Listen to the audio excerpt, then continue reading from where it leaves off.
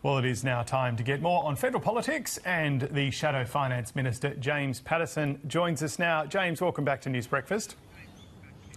Good morning.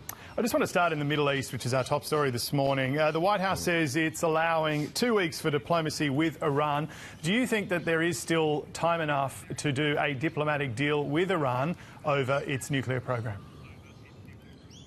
I certainly hope so. Australia's interests in this issue are very clear. We should want Iran's nuclear enrichment program to come to an end, and the best way for it to come to an end would be via a diplomatic resolution where the Iranian regime agreed to stop enriching nuclear material beyond what is necessary for civilian needs and dismantled its last intact enrichment plant at Fordow, which is believed to be buried under that mountain there. I hope that can be successful, but I think time will tell, and I think people will be reasonably sceptical of the Iranian regime's willingness to participate in these negotiations, given their past conduct. And you'd be supportive of US military actions if a diplomatic deal cannot be reached?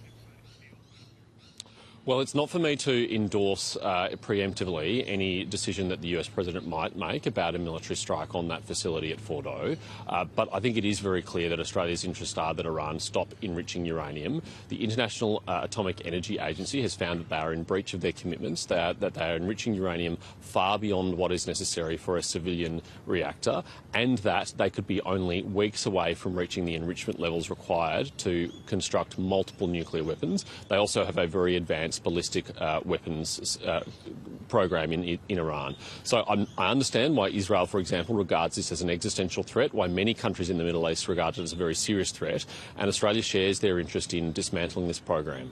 Back in Victoria, former Liberal leader John Pizzuto's career has been saved overnight with a large loan to clear his legal debt to Liberal MP Moira Deeming. This loan is coming from the Victorian Liberal Party, which you are a part of.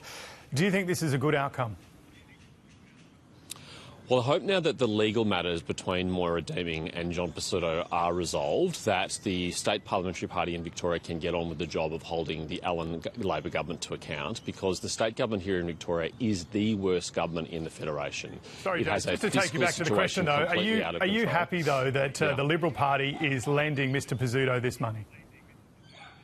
Well, what I'm happy about is putting this matter behind the Victorian division, because it has been a major distraction over the last year or so, and they've got a very important task ahead of them to offer good government to the people of Victoria, given that we have a state budget that's out of control. We had crime stats out yesterday that show them the highest in living memory in this state, a health system which is crumbling, education standards which are going backwards. Victorians deserve a good choice at the next state election. They need a Liberal Party that's focused on providing that to them, and I hope the resolution of these legal matters allows them to do so. So you didn't really answer my question, though. Is it a good resolution?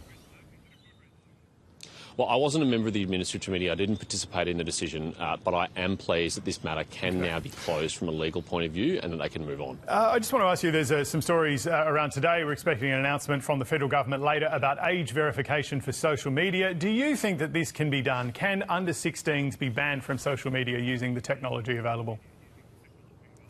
Social media platforms are not safe spaces for children. They should not be on these platforms, and we strongly support banning children under the age of 16 from these platforms. The federal government has given themselves plenty of time to test and trial this before it's implemented at the end of this year, so they should be able to get this right, and I really hope that they're able to do so. We'll be holding them to their commitment to make sure that this is operational by the end of the year and children are being taken off these platforms where real serious harm is being done.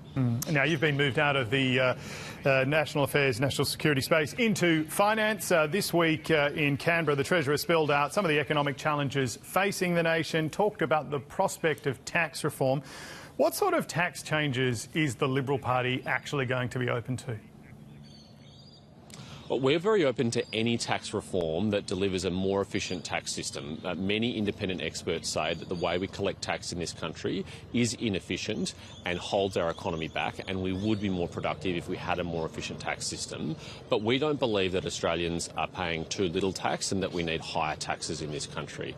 In fact, in a decade-low business investment crisis, in a productivity crisis, and in a living standards crisis, the last thing the Australian economy needs is higher taxes. So we're not supportive of increasing the tax burden on Australians, but we are supportive of sensible, holistic tax reform that delivers a more efficient system, and we look forward to seeing what the Treasurer brings forward. I just want to drill down into what you might mean by that. I mean, some current and former members of the Liberal Party have pointed out in the past that wealth is taxed relatively lightly in Australia and income is taxed a lot. Are there any taxes you'd be open to increasing in order to deliver, say, an income tax cut to working people? An income tax cut is certainly a worthy objective, which the Liberal Party would be very attracted to, and we're open to seeing what the Treasurer's plans would be to pay for that. But of course, restraining spending is the best way to deliver tax reform, and that is what this government has failed to do.